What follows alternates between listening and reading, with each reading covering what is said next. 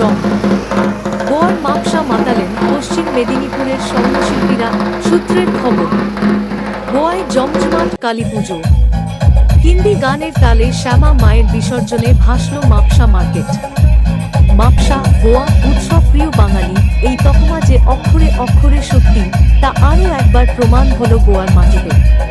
পশ্চিম মেদিনীপুর জেলা থেকে পেটের টানে ভিন রাজ্যে পাড়ি জমানো কয়েক হাজার বাঙালি স্বর্ণশিল্পী সম্মিলিতভাবে মেতে উঠলেন শ্যামা মায়ের আরাধনায়। গোয়ার মাপসা মার্কেটে তাদের আয়োজিত কালী পুজো ও বর্ণাঢ্য বিসর্জন অনুষ্ঠান ছিল আক্ষরিক অর্থেই চোখে পড়ার মতো। জানা গেছে, পশ্চিম মেদিনীপুর জেলার এই কয়েক হাজার তরুণ যুবক নিজেদের রাজ্যে সম্মানজনক কাজের সুযোগ না পেয়ে গোয়ায় স্বর্ণশিল্পের কাজে যুক্ত হয়েছেন। কিন্তু বাংলা ও বাঙালি সংস্কৃতি থেকে দূরে থাকলেও উৎসবের মেজাজ তাদের রক্তে।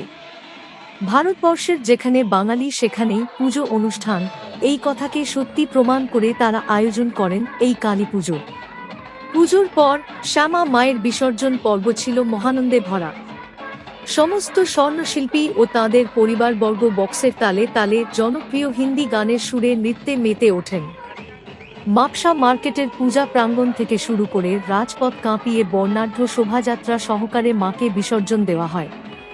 এই চোখ ধাঁধানো শোভাযাত্রা ও বাঁধ ভাঙা উৎসবে কেবল শিল্পীরাই নন, আনন্দে সামিল হন বহু পথ চলতি সাধারণ মানুষও। ভিন রাজ্যেও বাঙালির এই সাংস্কৃতিক মেলবন্ধন ও উৎসবের প্রতি ভালোবাসা এক অনন্য নজির সৃষ্টি করল। সরাসরি গোয়া থেকে আমাদের প্রতিনিধি সঞ্জয় পাত্র।